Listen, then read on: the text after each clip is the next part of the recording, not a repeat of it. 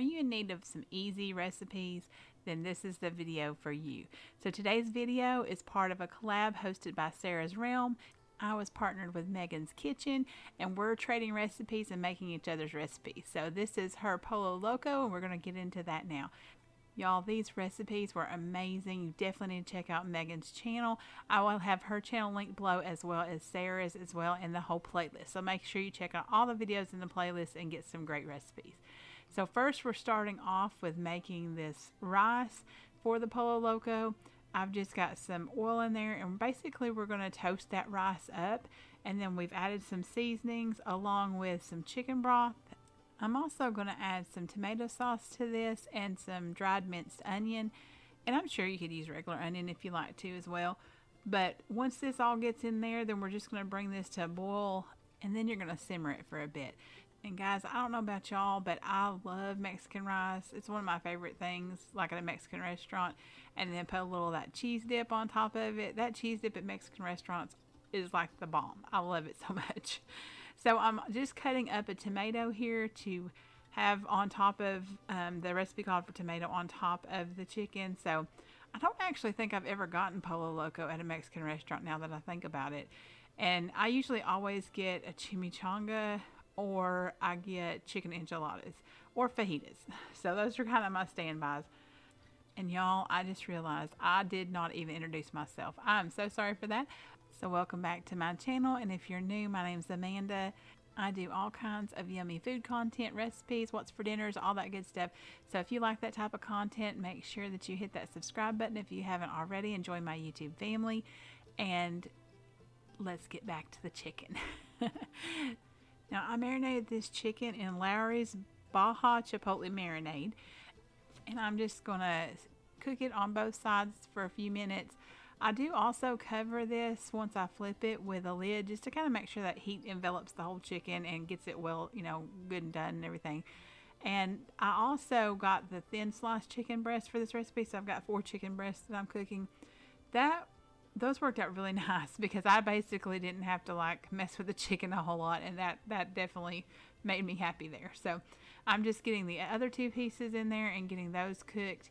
And you could definitely grill these, especially when it's warmer. I know some people still do grill in the wintertime too, but that would add an element of flavor to it that would be delicious as well to grill it. So now I have to say, I really rarely marinate my chicken, and I really enjoyed this. It really imparted a lot of flavor, and I didn't even marinate it overnight or anything like that. So I definitely recommend marinating chicken because it does add a lot of flavor to it. So I might try a little more marinades with chicken. I've done it with beef more than I have with chicken. So this is all 4 chicken breasts cooked, and we've got our rice. We're just fluffing it up and getting it ready to serve. Now you're going to chop the chicken with some white queso. I found a kind from Walmart that I got that to me seems to taste a little closer to Mexican restaurants white cheese dip. And so I showed it there to you. So you just microwave it and it's ready to go. Now you could add a little more flavor to this by maybe adding some diced jalapenos or something like that to it. But, I like it just the way it is, but I'm not real adventurous on the spicy. So, and I'm just topping it with the tomatoes here. I've got the rice on the plate, y'all. This was so good. It was like I was eating in a Mexican restaurant. So it was really cool. We will definitely be making this again. And I'll have Megan's channel linked below so that you can go and get that recipe on hers and watch her make it as well. So next up, we've got the 1-pot chili mac with cornbread, and that cornbread's cooked in a cast iron skillet, by the way. Best way to do it. So now this is one of my chunks of the meat I have frozen. I told y'all before that I bulk cook my ground beef and I just freeze it so it's ready to pop out for things like this. I'm telling you, this made that so easy. I'll link that recipe or that video down below as well, where I show you how to do that. I've just added some beef broth and a pack of chili seasoning, and I realized that was my last chili seasoning, so I need to get some more of that. So here we've got some garlic, some minced onion, some pepper, and some chili powder, and that's all going to go in there as well to help flavor this some more. And that garlic was just the frozen kind. I think I picked it up from Walmart, I'm pretty sure. And it's very handy to use. Just keep it in the freezer and pop it out whenever you need it. So I've got some diced tomatoes going in here. I like the petite diced a little better because I don't like the big chunks of tomatoes. So that to me that's better. And then I've got tomato sauce going in there. a can of chili beans. And since my meat was frozen, I did let it kind of heat up and break up that meat first before I added in my cheese and my macaroni noodles. So you wouldn't have to do that if you started out with raw hamburger meat and, cooked it that way. But I just wanted to make sure I got that meat good and thawed out first, just so it didn't slow down the cooking time on the noodles or anything like that. So you're just stirring this together, and you're basically going to simmer it until the noodles are done, about 15 to 18 minutes.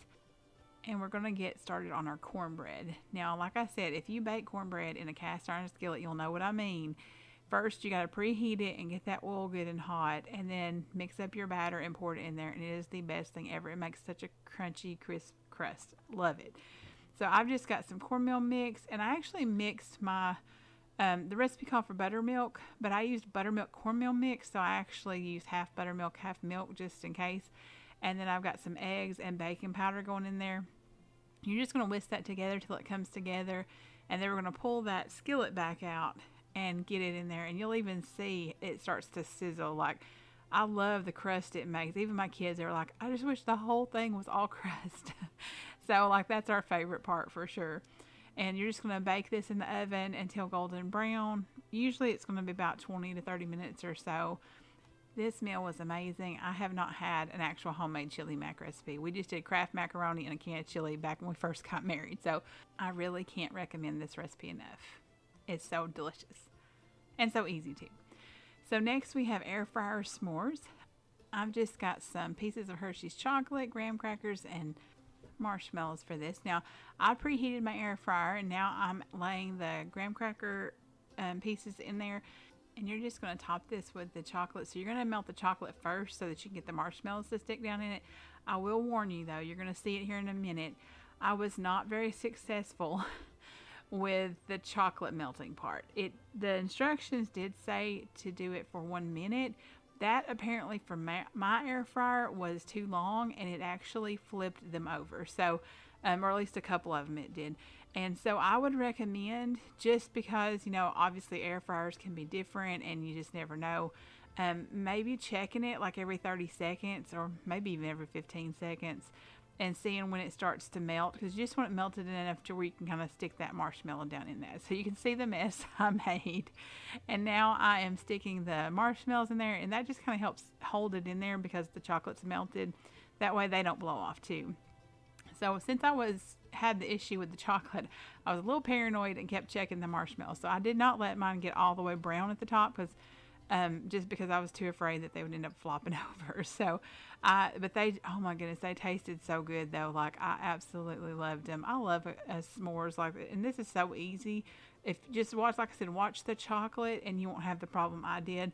But, you can't really get any more simpler than this, and so delicious too. And I don't know, it's just s'mores is kind of one of those comforting desserts. But thank you all for joining me today. If you enjoyed this video, I'd appreciate it if you give it a like. Make sure you subscribe and hit that notification bell so you don't miss out on any yummy recipes. And don't forget to check out Sarah's channel, Megan's channel, and the whole playlist linked below. I hope you have a blessed day, and I'll see you in the next one.